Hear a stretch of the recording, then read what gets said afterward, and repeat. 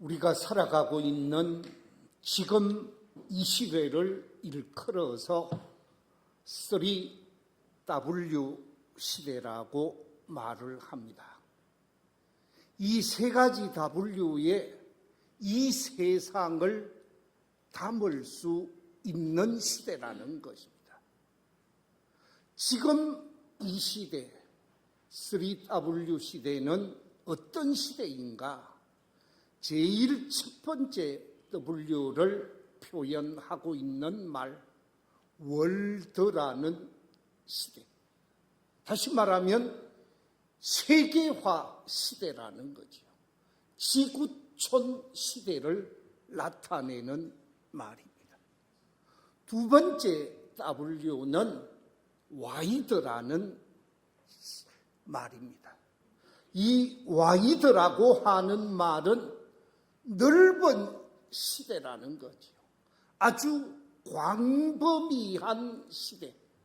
우리가 좁은 세계를 바라보고 사는 것이 아니라 온 세상, 넓은 세상을 바라보며 사는 시대이다라는 의미입니다. 세 번째 W가 있습니다. 웹이라는 말입니다. 이 웹이라는 말은 거미 집을 나타내고 거미 줄을 나타내는 말입니다. 지금 이 시대는 거미줄처럼 아주 촘촘하게 연결되어져 있는 시대. 모든 세계가 서로 연결되어진 시대가 바로 우리가 살고 있는 지금 이 시대라는 말씀이지요. 그렇습니다. 지금 우리가 살아가고 있는 이 시대는 지구촌 시대요, 온 세상이 활짝 열려 있는 개방된 시대입니다. 나 혼자 살아가는 세대가 아니고 나 혼자 사는 시대가 아니라 모든 사람과 더불어 함께 살아가야만 하는 시대라는 것이지. 이처럼 전 세계를 중심으로 삶을 살아가는 이 시대 속에서 가장 중요한 것이 무엇일까? 이 시대 속에서 가장 기본이 되는 것이 무엇일까? 그것은 다름이 아니라 이 시대에 가장 기본이 되는 것은 너와 나, 나라와 나라 사이 상호 간의 신뢰가 기본이 되는 사회라는 것입니다. 이렇게 지구촌 시대요, 열려있는 시대요, 다 연결된 시대 속에서 신뢰가 깨어지면 온 세상은 혼란스러워지고 무질서한 사회가 되고 갈등과 아픔이 우리 속에 찾아오기에 우리가 서로 믿고 약속하고 언약한 것에 대한 분명한 신뢰가 기본이 되어야 하는 시대가 바로 이 시대라는 거죠. 이처럼 사람과 사람, 나라와 나라 사이에도 신뢰가 기본이 되어질 때 바르게 생활할 수 있듯이 하나님과 우리 사이에도 기본이 되어지는 것이 있습니다. 하나님과 나 사이에 있어서 가장 중요한 것이 무엇일까? 그것은 바로 믿음이요, 신뢰라는 말씀입니다. 이 세상 속에서도 신뢰와 믿음이 기초라고 한다면 하나님과 나 사이에 있어서도 가장 중요한 기본이 되는 것은 믿음이라는 말씀입니다. 오늘 본문 속에 보면 좋은 믿음의 여인을 한 사람 소개하고 있습니다. 오늘 본문 속에 나오는 믿음의 사람을 향하여 예수님께서 선언하신 말씀이 본문 28절 속에 있는데 이렇게 선언하고 있습니다. 여자여, 네 믿음이 크도다. 네 소원대로 뭐하리라? 되리라 라고 말씀하시면서 여인의 믿음을 인정하고 있습니다. 여인의 믿음을 축복하고 있습니다. 그래서 오늘 말씀의 제목을 네 믿음이 크도다 라는 말씀으로 이 시간 말씀을 나누고자 합니다. 바라옵기는 오늘 이 자리에 참여한 우리 모든 성도들이 우리 주님이 인정할 수 있는 큰 믿음의 사람이 되셔서 여러분의 기도가 응답되어지고 여러분의 소원이 해결되어지는 축복된 믿음의 삶이 되시기를 주의 이름으로 축원합니다. 아멘. 오늘 본문 속에 등장하고 있는 여인의 믿음은 어떤 믿음인가? 오늘 본문 속에서 우리 주님이 축복하고 있는 이 여인의 믿음을 본문 속에서 세 가지 측면에서 발견할 수가 있습니다. 제일 첫 번째 오늘 본문에 나오는 가나안 여인의 믿음은 어떤 믿음인가?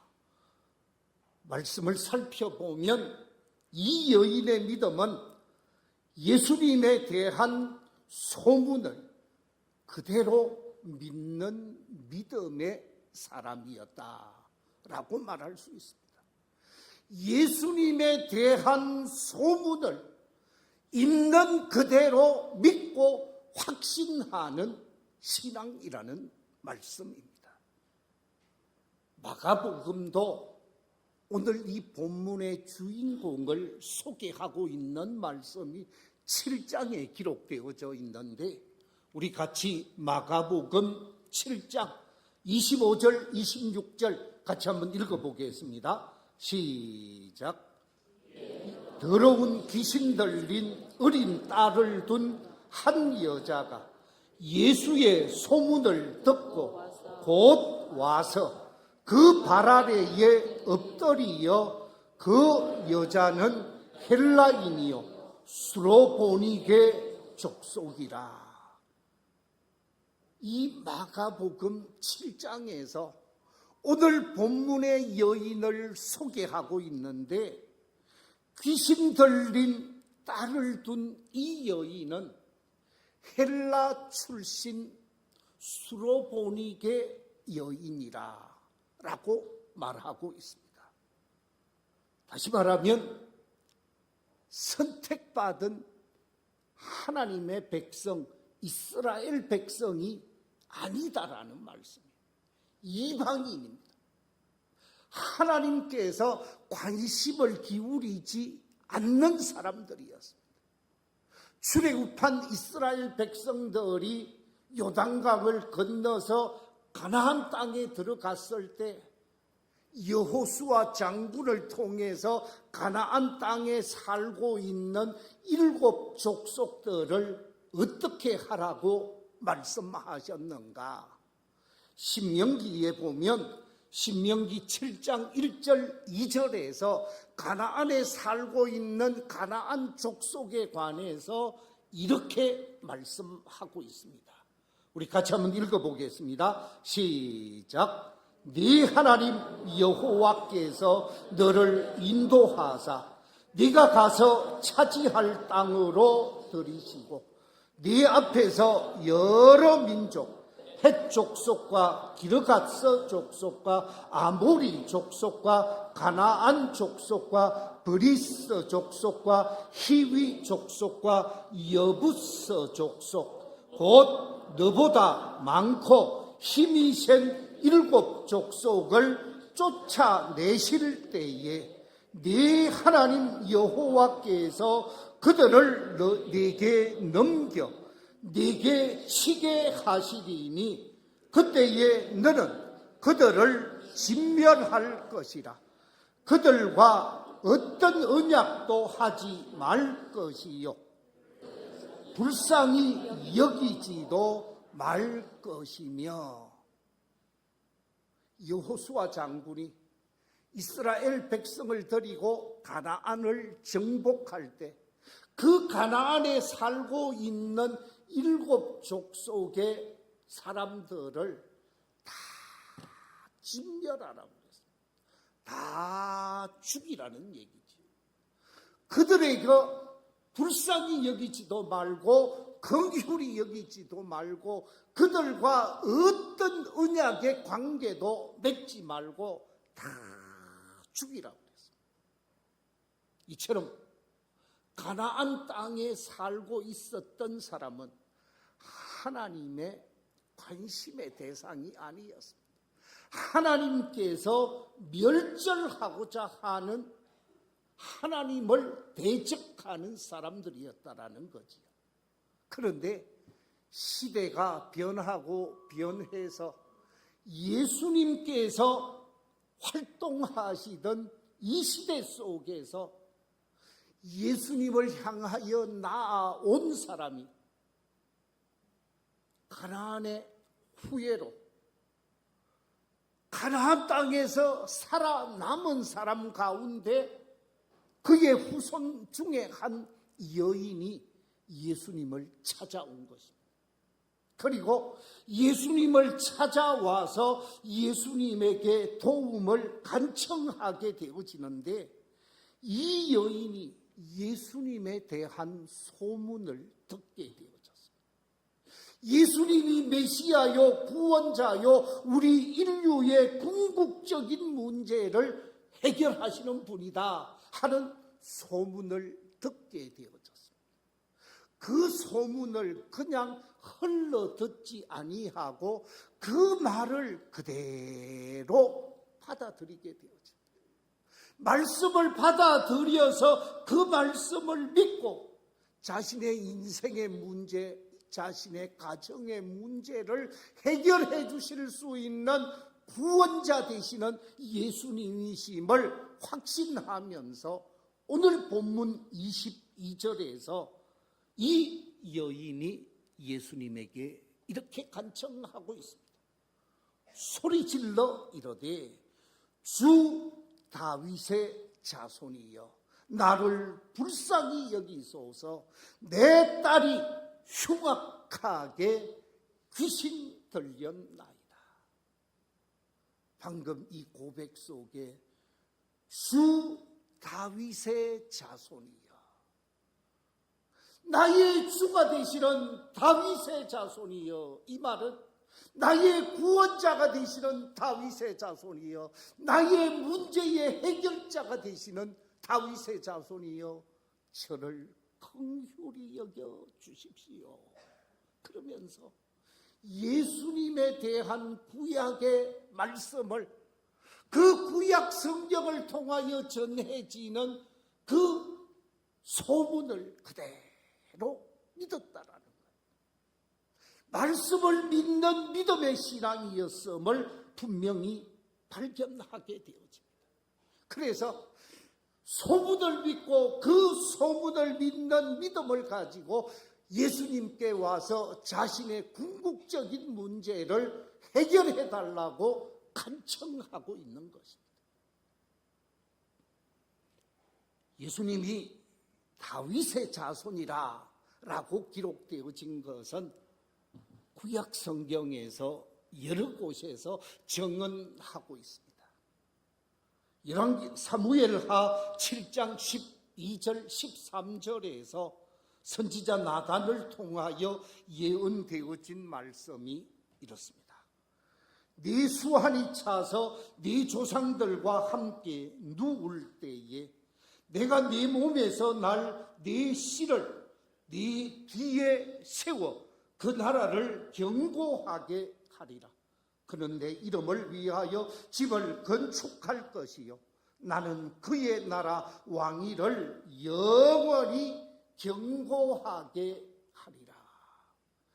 다윗의 아들 솔로몬을 통해서 이스라엘을 견고하게 한다는 외적인 말씀이기도 하지만, 이 말씀은 다윗의 후손을 통해서 하나님의 나라를 아름답게 세워갈 것을 예언하신 예언의 말씀입니다.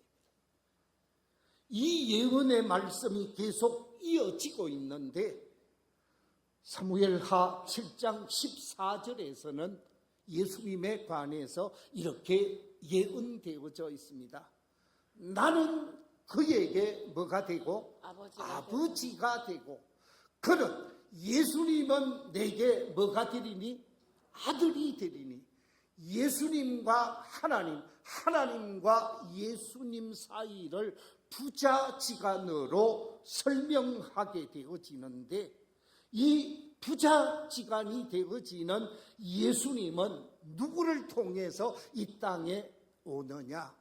우리 이사야 7장 1절 2절 말씀 같이 한번 읽어볼까요? 시작.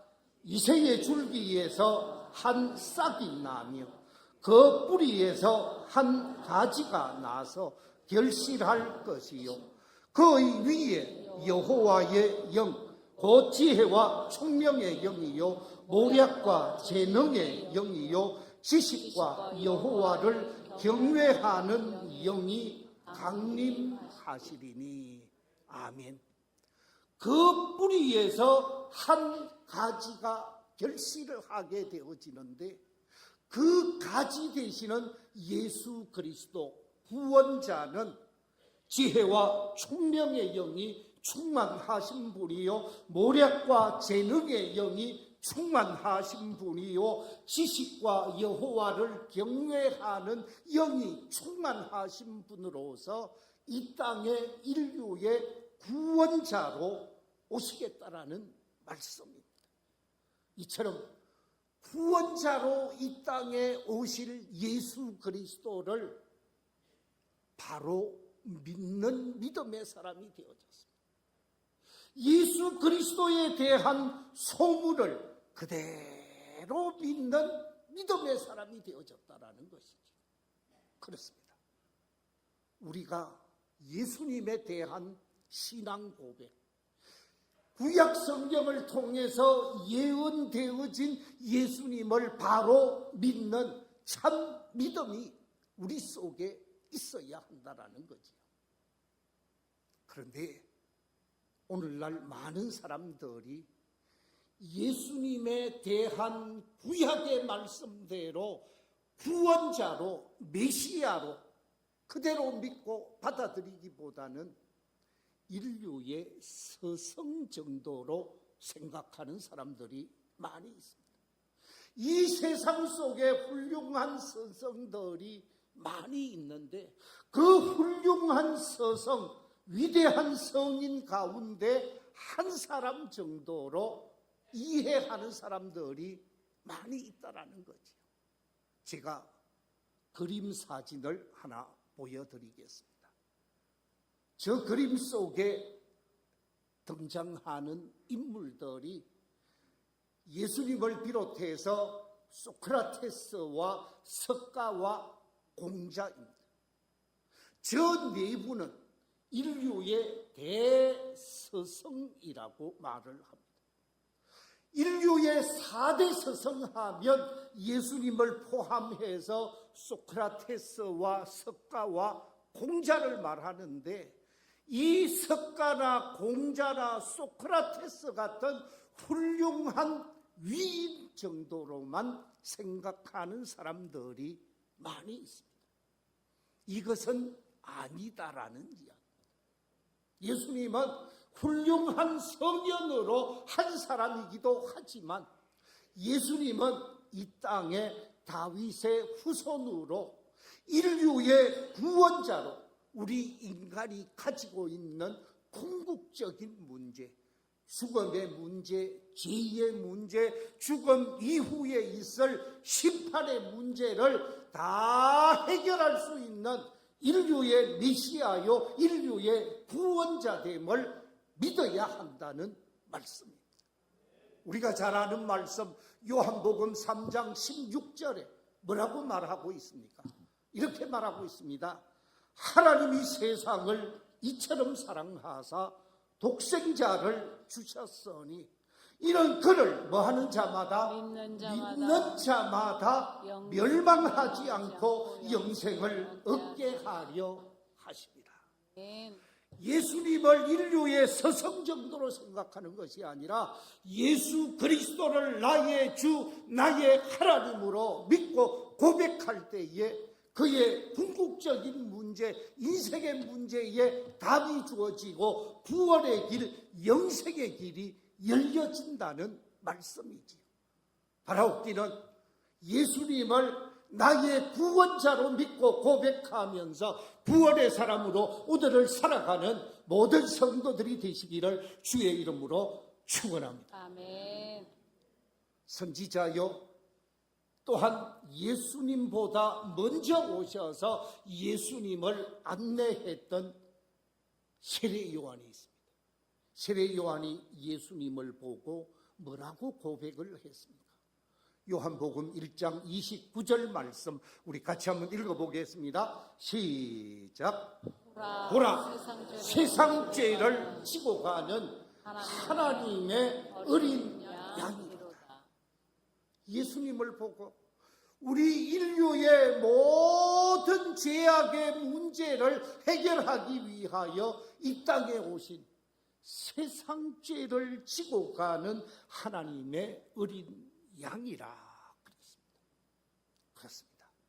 예수님은 이 땅에 오셔서 우리 인류를 위하여 저 십자가 위에서 모든 죄를 친히 감당하시고 대속의 제물이 되시면서 우리의 죄의 문제를 해결해 주신 분이십니다.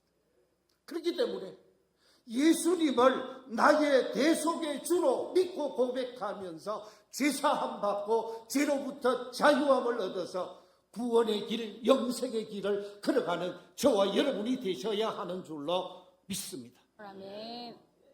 두 번째, 이 가나안 여인이 가진 믿음은 어떤 믿음인가? 오늘 성경은 우리에게 설명하기를 장애를 극복하는 믿음이라. 현실 속에 주어져 있는 무형의 것, 유형의 것, 여러 가지 장애를 극복하는 믿음이었음을 발견하게 되어집니다. 이 여인이 예수님 앞에 나와 간청했을 때 예수님의 1차 반응이 무엇입니까? 오늘 본문을 우리가 자세히 확인해 보면 무반응이었습니다. 여인이 예수님을 향하여 간청했지만 예수님이 전혀 반응을 보이지 않았습니다. 무반응. 그런데 이 무반응을 보이는 가운데 답답했던 사람들이 있었습니다. 그것은 예수님의 제자들이었습니다. 자신의 처절한 상황 속에서 예수님의 도움을 요청하게 되어졌는데 예수님이 전혀 반응을 보이지 않자 예수님의 제자들이 예수님께 부탁을 합니다. 예수님, 저렇게 도움을 요청하는데 저렇게 간절히 도움을 간청하고 있는데 예수님 좀 도우셔서 돌려보내심이 어떻겠습니까? 제자들이 예수님에게 부탁을 합니다. 그때 이 제자들의 도움을 요청하는 소리를 듣게 되어진 예수님의 2차 반응이 본문 속에 기록되어져 있습니다. 뭐라고 기록되어져 있습니까? 오늘 본문 24절 같이 한번 읽어볼까요? 시작.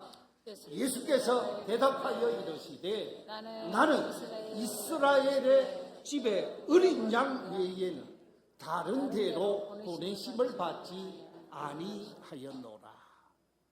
나는 이스라엘 백성 외에 관심이 없어. 나는 선택받은 선민에게 관심이 있지 이방인에게 관심이 없어 라고 대답을 하게 되어집니다. 틀린 말이 아니지요. 왜냐하면 그 당시 이스라엘 백성들이 다른 이방인들과 관계를 맺고 다른 이방인 집에 들어가고 그러면 고소를 하고 정죄를 하던 시대였습니다. 이방인과 거리를 두는 것에 관해서 아무도 문제를 제시할 수 없는 시대였습니다. 그런데 잃어버린 양 외에 관심이 없다고 말을 하니까 이 예수님의 두 번째 반응 앞에서 이 여인이 어떻게 얘기합니까? 오늘 성경에 보니까 주여 저를 도우소서, 저를 좀 도와주십시오 그러면서 바짝 엎드렸다고 합니다. 그때 예수님의 세 번째 반응이 나옵니다. 예수님의 세 번째 반응을 26절에서 이렇게 기록하고 있습니다. 자녀의 떡을 취하여 누구에게? 개들에게 던짐이 마땅하지 아니하니라. 바짝 엎드려서 도움을 요청하고 있는데 예수님의 세 번째 반응은 나는 개 같은 사람하고 상종할 수 없어. 나는 개 같은 인간들하고는 관계를 할 수 없어 라고 말하고 있습니다. 자, 여러분 한번 생각해 보십시오. 예수님께서 이 여인을 짐승, 그것도 깨끗하지 못한 짐승, 그 당시에는 개는 아주 천하게 여겼습니다. 개에 비유하고 있다라고 하는 이 말 속에서 우리가 발견할 수 있는 것, 요즘 말로 표현하면 예수님은 언어 폭력자가 되어지는 거예요. 예수님께서 이 여인을 향하여 개 같은 사람이라고 한 것은 폭력 가운데서도 아주 비인격적인 언어 폭력에 해당되어질 거예요. 만약에 요즘 같은 시대라고 하면 어떤 선생님이 학생에게 저 개 같은 누구누구 이런 말을 썼다 그러면 그 선생님 난리 날 겁니다. 그거 인터넷에 올려놓으면 대한민국 모든 어머니들이 그냥 안 읽었을 거예요. 교단에서 쫓겨날는지도 몰라요. 그런데 이처럼 반응을 보였을 때 이 눈앞의 장애물이 엄청난 것을 경험했지만 이 여인은 포기하지 않았습니다.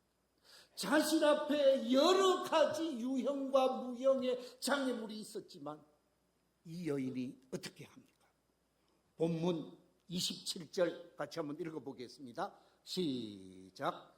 주여 올소이다마는 개들도 제 주인의 상에서 떨어지는 부스러기를 먹나이다. 이 언어폭력, 비인격적인 언어를 자신에게 했지만 돌아서지 않았습니다. 자신 앞에 있는 무형의 어느 이 장애가 있었지만 외면하지 않았습니다. 도리어 더 엎드려서 도움을 간청하고 있는 이 여인의 모습은 장애를 극복하고자 하는 신앙이라고 말할 수밖에 없었습니다. 여러분, 누가복음 11장에 보면 아주 재미있는 일화를 소개하고 있습니다. 우리 집에 친구가 찾아왔습니다. 집에서 대접을 하려고 하니까 대접할 게 없습니다. 그래서 이 친구가 아주 부잣집 친구 집에 가서 부탁을 합니다. 친구야, 우리 집에 귀한 친구가 찾아왔는데 대접할 게 없다. 자네는 부자고 잘 살고 먹을 것도 많으니 자네가 좀 도와주게. 그때 친구가 하는 말이, 내가 친구이지만 잠자리에 들었고 아이들도 잠자고 다시 준비해서 무엇을 줄 수 없는 상황이지만 계속해서 달라고 도와달라고 하니까 내가 안 도와줄 수가 없겠다. 친구기 때문에 도와주는 것이 아니라 끊임없이 간청하기 때문에 당신을 도와줄 수밖에 없다. 그러면서 도와주는 결과가 나타나고 있죠. 포기하지 않는, 환경과 형편과 역경과 장애를 포기하지 않는 모습을 보게 되어집니다. 포기하지 않고 기도하는 사람, 포기하지 않고 강구하는 사람, 포기하지 않고 장애를 극복하고자 하는 사람, 그 사람을 하나님은 외면하지 않고 응답하시는 하나님이시라는 말씀입니다. 우리 함께 예레미야 33장 2절 3절 말씀 같이 한번 읽어보겠습니다. 시작. 이를 행하시는 여호와, 그것을 만들며 성취하시는 여호와, 그의 이름을 여호와라 하는 이가 이와 같이 이르시도다. 너는 내게 부르짖으라. 내가 네게 응답하겠고 네가 알지 못하는 크고 은밀한 일을 네게 보이리라. 아멘. 내 앞에 장애가 있고 내 앞에 어려움이 있고 내 앞에 험산줄령이 가로막고 있다 할지라도 믿고 구하고 믿고 찾게 되어지면 하나님이 응답하실 것을 약속하셨습니다. 장애를 극복하는, 장애를 앞두고 그것 때문에 포기하거나 낙심하는 것이 아니라 극복해 가면서 믿음으로 승리하는 저와 여러분이 되시기를 주의 이름으로 축원합니다. 마지막 한 가지 더 말씀드리겠습니다. 이 가나안 여인이 가지고 있었던 믿음은 겸손하게 예수 그리스도의 은혜를 사모하는 믿음이었습니다. 간절히 사모하게 되어집니다. 자녀의 떡을 취하여 개들에게 던짐이 마땅치 아니하다라고 했을 때 이 이야기를 듣고 돌아설 수도 있고 예수님을 향하여 한마디 욕이라도 갈겨버릴 수 있죠. 그런데 이 여인은 오늘 본문 속에서 27절 이렇게 말하고 있습니다.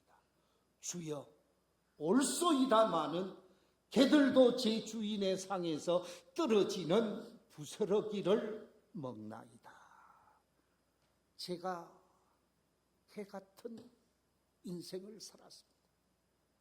제 인생 힘들게 여기까지 왔습니다. 그런데 제 딸이 지금 흉악한 질병에 사로잡혀 있습니다. 제게 부스러기 은혜라도 좀 주십시오. 제 딸에게 부스러기 은혜라도 좀 베풀어 주십시오. 그 말은 겸손하게 주님의 은혜를 사모하고 있다라는, 겸손한 모습으로 주님의 도움을 간청하고 있는 겸손의 모습이 이 여인의 모습 속에 나타나고 있습니다. 프랑스가 낳은 세계적인 과학자요 철학자인 파스칼이 이렇게 말했습니다. 겸양은 천국의 문을 열고 굴욕은 지옥의 문을 연다 그랬습니다. 겸손한 마음은 천국의 문을 열고 천국 보화를 얻게 하는 것이라. 러시아가 낳은 대문호 레프 톨스토이. 톨스토이는 겸손에 관해서 이렇게 말하고 있습니다. 겸손한 사람은 모든 사람들로부터 무엇을 산다고요? 호감을 산다. 모든 사람으로부터 인정을 받고 모든 사람으로부터 사랑을 받고 모든 사람으로부터 도움을 받을 수 있는 것은 겸손이다 라고 말하고 있습니다. 그뿐만이 아닙니다. 영국을 거룩한 나라로 변화시킨 요한 웨슬리는 겸손에 관해서 이렇게 말하고 있습니다. 겸손은 하나님의 나라의 풍부한 창고를 발견하는 눈이요, 그것을 받는 손이다. 하나님의 나라에 있는 귀한 것을 받을 수 있는 손과 발이 겸손이다 하는 말씀입니다. 우리가 잘 아는 성경 말씀 야고보서 4장 6절에 이렇게 말씀하고 있습니다. 그러므로 일러서되 하나님이 교만한 자를 물리치시고 겸손한 자에게 은혜를 주신다 하였느니라. 교만한 사람은 물리치지만 겸손히 은혜를 구하는 사람에게 하나님께서는 그에게 구하는 것을 주시겠다라는 거예요. 사도 베드로도 이렇게 말합니다. 베드로 전서에서 서로 겸손으로 허리를 동이라. 하나님은 교만한 자를 대적하시되 겸손한 자들에게는 뭐 하신다고요? 은혜를 주시느니라 그랬습니다. 말씀을 맺겠습니다. 이 가나안 여인의 믿음 세 가지로 정리했습니다. 첫 번째, 이 가나안 여인의 믿음은 예수님에 대한 메시아 소문을 그대로 믿는 믿음이었습니다.